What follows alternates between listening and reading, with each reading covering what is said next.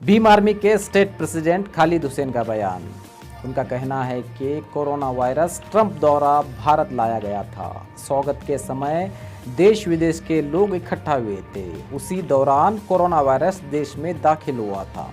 इस बात पर पर्दा डालने के लिए नरेंद्र मोदी जी ने सारा इल्ज़ाम तबलीग जमात पर लगा दिया, जो कि सरासर गलत है। रमज़ान के इस महीने में पार्शियल लॉकडाउन चल रहा है। अगर इस महीने में कोरोना मरीजों के आंकड़े में बढ़ोतरी होती है तो इसका सारा इल्ज़ाम मुसलमानों पर लगाने वाले हैं। इसलिए मुसलमानों को मार्केट से दूर रहने और सोशल डिस्टेंस का पालन करने, सतर्क रहने का संदेश दिया। सम्मानित साथियों को, समस्त भारतीयों को भीम आर्मी के राज्य उपाध्यक्ष होने के नाते से मैं मेरा निराश सलाम पेश करता हूं। आज मैं आपको एक बात बताना ज़रूरी समझा, क्योंकि देश के अंदर कोरोना का मामला बहुत ही दर्दनाक बढ़ चुका है।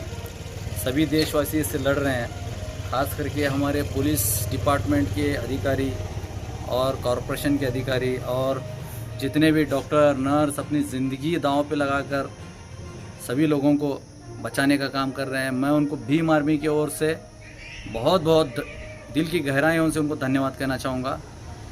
दरअसल और एक मामला भारत देश में उछाला गया है, तबलीग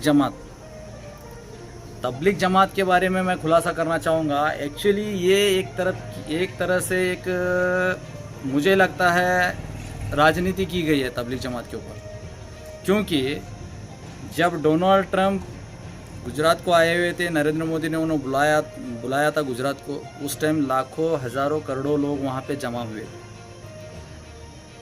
डोनाल्ड ट्रंप के साथ हज़ारों लोग बाहर के विदेशी लोग आए हुए थे।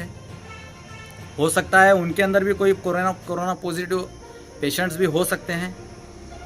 होने के बाद में नरेंद्र मोदी जी को ये डर पैदा होगा, अगर कोरोना फैल गया इंडिया में तो मेरे सर पे ये बीमारी का पुतला फोड़ा जाएगा।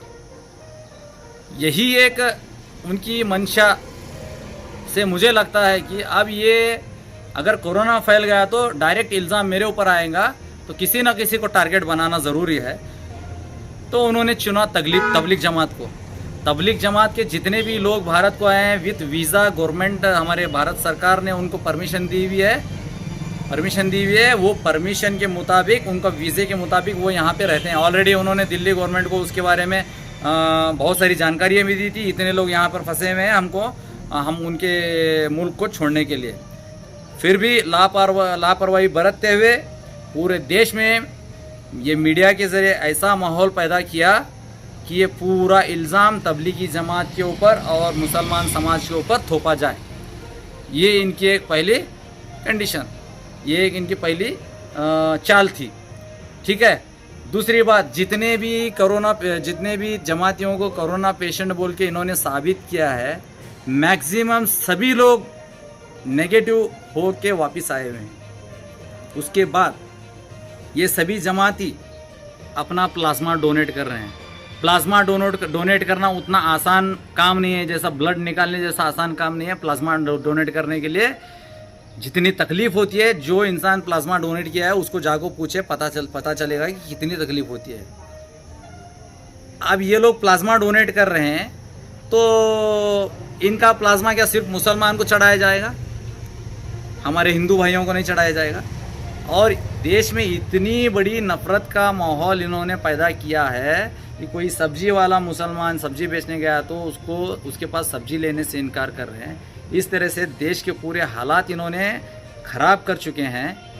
तो मैं और एक अपील ख़ास करके हमारे मुस्लिम समाज से मैं ये करना चाहूँगा, जब तक हमारी सरकार लॉकडाउन का आदेश दिया है तब तक सब लोग अपने अपने घरों में रहें, लापरवाही ना बरतें। और एक इनकी चाल चल रही है, मुझे एक अंदाज़ा लग रहा है, इसीलिए मैं मैसेज देना तुमको ज़रूरी समझा। ये चाल चल रहे हैं, रमज़ान के करीब मार्केट को खोला जाए ताकि थोड़ा बहुत व्यापार भी हो सके इनका। और मार्केट खोलने की वजह से हम अपने मुस्लिम समाज के लोग मार्केट में जाएंगे, सोशल डिस्टेंस नहीं होगा।